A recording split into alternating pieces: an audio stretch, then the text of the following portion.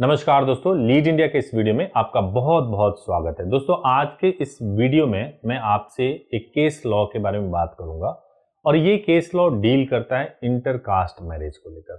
Intercaste marriage आमतौर से दो एक ही धर्म के व्यक्ति अलग अलग जाति में जब शादी करते हैं तो कई बार बहुत विवाद खड़ा हो जाता है। पुलिस वाले धमकाते हैं, घर वाले पूरा अप्रोच करते हैं, कोशिश करते हैं कि किसी तरीके से कपल मिल जाए, मार पिटाई, धमकी, बहुत सारी चीज़ें होती हैं। तो इंटरकास्ट मैरिज अगर आप करने की सोच रहे हैं तो ये केस लॉ बहुत इंपॉर्टेंट है। मैं इस वीडियो में आगे बढ़ूं उसके पहले एक और इन्फॉर्मेशन आपको देना चाहता हूं कि अगर आपको इंटरकास्ट मैरिज करना है तो डॉक्टर भीमराव अंबेडकर स्कीम एक है जिसमें जनरल कास्ट का व्यक्ति अगर SC/ST कास्ट से शादी करते हैं तो उनको 2.5 लाख तक के इनाम के तौर पे पैसे मिलते हैं, प्रोत्साहित करने के लिए मिलते हैं कि भारत में जाति व्यवस्था खत्म हो और कोई किसी भी जाति में शादी कर सके। और अगर आपको मैरिज से संबंधित या किसी भी तरीके से कोई इंक्वायरी करनी है तो हमारे हेल्पलाइन नंबर पे 8800444555 पर कॉल कर सकते हैं। सुबह 9 बजे से लेकर शाम को 8 बजे तक कॉल कर सकते हैं। हमारी वेबसाइट भी है leadindia.law, उस पर भी विजिट कर सकते हैं। तो आइए टॉपिक को शुरू करते हैं। टॉपिक ये है कि इंटरकास्ट मैरिज अगर आप करते हैं तो उसके क्या क्या कंसिक्वेंस होते हैं और कोर्ट इसमें किस तरीके से ऑर्डर करती है। तो ये जो मैटर है ये मैटर है Lata Singh versus state of UP. अब हमने फोटो भी दिखाया, ये लता सिंह है और इनके बारे में ही ये पूरा केस है, इनके बारे में ही मैं बताने जा रहा हूँ। लता लखनऊ में रहती हैं और अपने भाई के साथ में रहती थी और उन्होंने एक ब्रह्मनंद गुप्ता नाम के व्यक्ति के साथ में आर्य समाज में शादी कर लिया। ब्रह्मनंद गुप्ता नाम के व्यक्ति से आर्य समाज में शादी कर लिया और उन्होंने अपना घर छोड़ दिया। ये घटना 2/11/2000 का है। जब उन्होंने घर छोड़ दिया 2 नवंबर 2000 को उन्होंने घर छोड़ा। 4 नवंबर 2000 को उनके भाई ने लोकल पुलिस स्टेशन में एक FIR कराया और FIR ये कराया कि उनकी बहन को 4 लोगों ने किडनैप कर लिया है। 4 फैमिली मेंबर्स जो लता के बॉयफ्रेंड या बोले हस्बैंड, उनके 4 फैमिली मेंबर्स का नाम डाल दिया और पुलिस ने तुरंत तत्काल FIR रजिस्टर्ड होने के बाद से उन चारों फैमिली मेंबर्स को अरेस्ट कर लिया। अब सोचिए, एक लड़की जिसने इंटरकास्ट मैरिज किया हुआ है उसके हस्बैंड के घर के 4 लोग गिरफ्तार हो जाएं तो लड़की के ऊपर क्या बीतेगी, लड़के के ऊपर क्या बीतेगा, एक बहुत बड़ी समस्या पैदा हो जाएगी।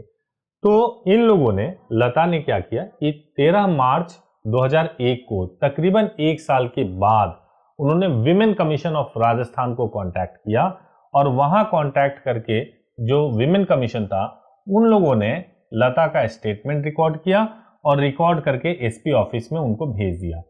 देखिए, एक चीज और जान लीजिए कि जो विमेन कमीशन होती है ना, उसको कोई इन्वेस्टिगेशन की अथॉरिटी नहीं है, किसी को अरेस्ट करने की अथॉरिटी नहीं है, वो केवल डायरेक्ट कर सकती है पुलिस को।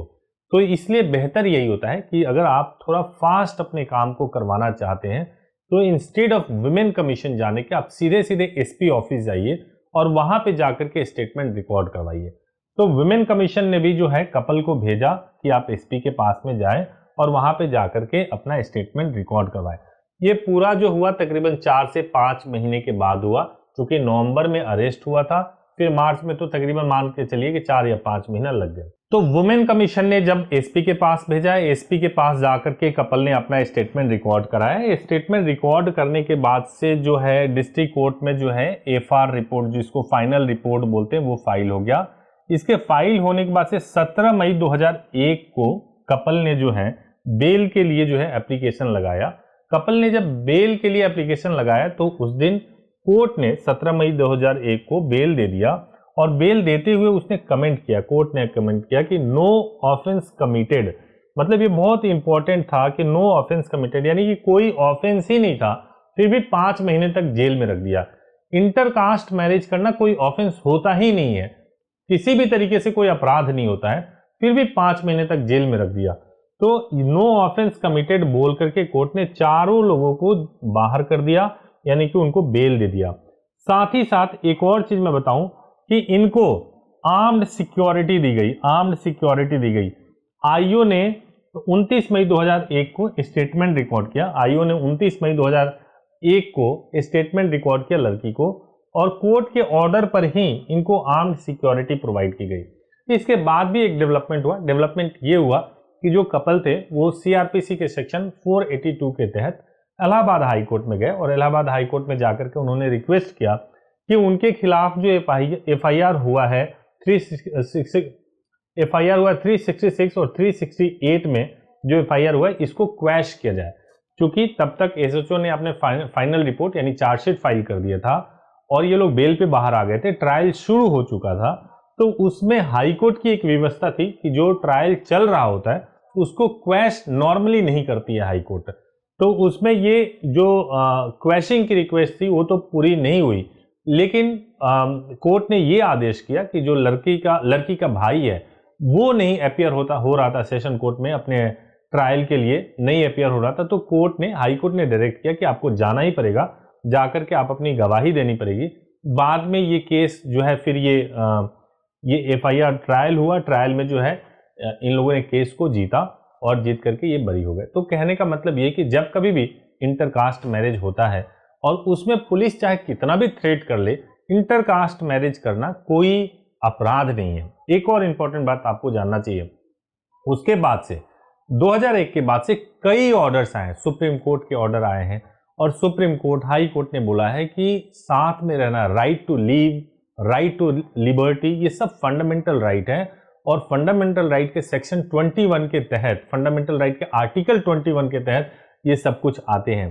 तो उसके बाद से तो इतने सारे फैसले आ गए हैं जिसके बाद से बहुत क्लियरिटी मिल गई है। और आज के डेट में अगर कोई इंटर रिलीजन या इंटरकास्ट मैरिज कर ले तो पुलिस घबराती है हाथ डालने से, क्योंकि उसकी नौकरी तक चली जाती है। तो अब सिनेरियो बहुत बदल चुका है। तो कभी भी अगर आपको इंटरकास्ट मैरिज करना हो, आप कन्विंस्ड हो, तो आपको सही तरीके से करिए, पूरा लीगल प्रोसेस फॉलो करिए, तो आपको किसी भी तरह की दिक्कत समस्या नहीं होगी। अगर वीडियो अच्छा लगा हो तो जरूर इसको लाइक कीजिए, चैनल को सब्सक्राइब कीजिए। Thank you so much for watching this video. Thank you so much.